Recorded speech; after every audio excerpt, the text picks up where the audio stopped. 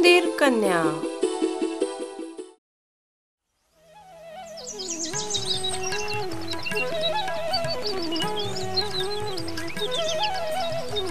गंगा नदीच्या काठावर अनेक पुरोहित राहत होते. त्यांचा नेता फार विद्वान होता आणि त्याच्याकडं अद्भुत शक्ती होती.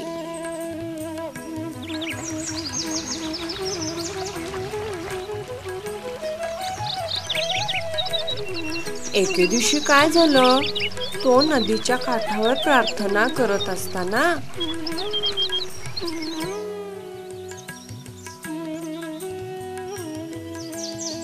वर उडत असलेल्या बहिरी ससाण्याच्या चोचीतून एक छोटा उंदीर त्याच्या हातावर पडला.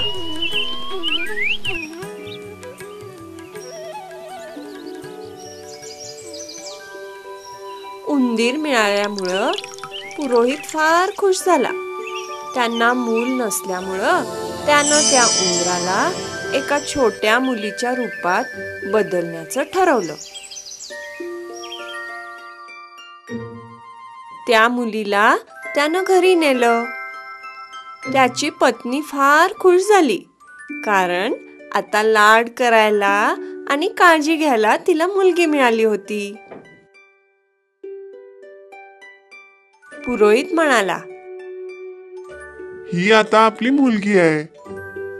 काळजीपूर्वक तिचं संगोपन कर. वर्षानुवर्ष असेच गेले आणि उंदीर कन्या आता एक सुंदर मुलगी झाली. लवकरच तिच्या पालकांनी ठरवलं की आता तिचं लग्न करायला हवं. त्यांना तिचं लग्न जगातील सर्वोत्कृष्ट व्यक्तीशी करण्याची इच्छा होती. प्रथम पुरोहितानं सूर्याला बोलवलं.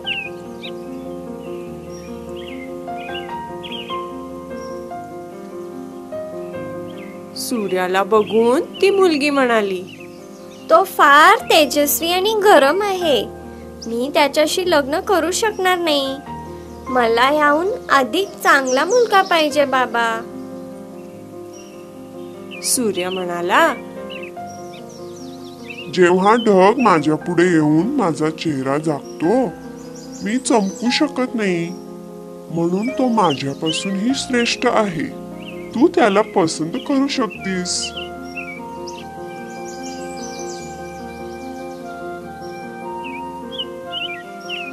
म्हणून ढगाला बोलवण्यात आलं. जेव्हा उंदीर कन्येनं ढगाला पाहिलं, ती म्हणाली, नको नको नको बाई, तो फार काळा आणि तुफानी आहे. मला याच्याहून श्रेष्ठ मुलगा हवा. नंतर ढग म्हणाला, वारा मला हवं तिथं ढकलतो. तो माझ्याहूनही श्रेष्ठ आहे. वाऱ्याला हजर होण्याचा हुकूम देण्यात आला. सू सू आवाज करत वारा तिथं पोचला. त्यामुळे उंदीर कन्या घाबरली आणि तिनं त्यालाही नकार दिला. वाऱ्यानं कबूल केलं की तो पर्वता इतका बलवान नाही. किती केलं तरी तो पर्वताला हलवू शकत नव्हता.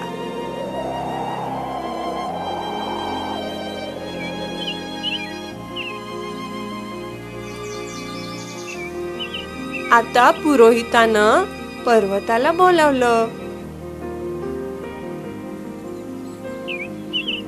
त्या कन्येनं त्यालाही नकार दिला, कारण तो फार मोठा आणि खरबरीत होता.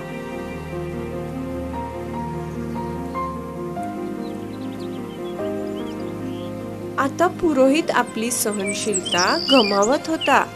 त्यानं आपले दोन्ही हात वरती वाऱ्यात उचलले आणि म्हणाला, अरे बलवान पर्वता, कृपा करून मला हे सांग की तुझ्यापेक्षाही कोणी श्रेष्ठ आहे का?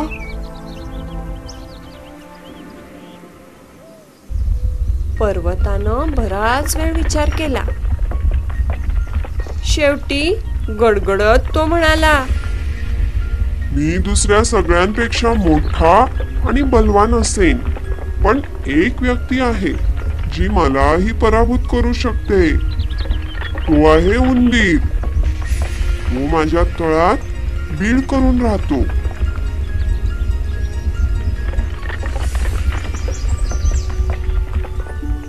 शेवटी उंदरालाही बोलवण्यात आलं. त्याला बघून ती आनंदानं ओरडली. ती म्हणाली, बाबा, मी ह्याच्याशीच लग्न करेन. तो माझ्यासाठी अगदी योग्य आहे.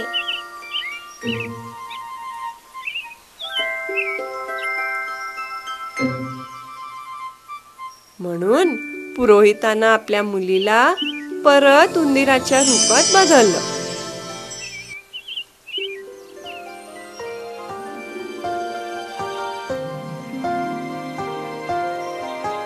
दोघांनी लग्न केलं आणि पर्वताच्या पायथ्याशी राहू लागले.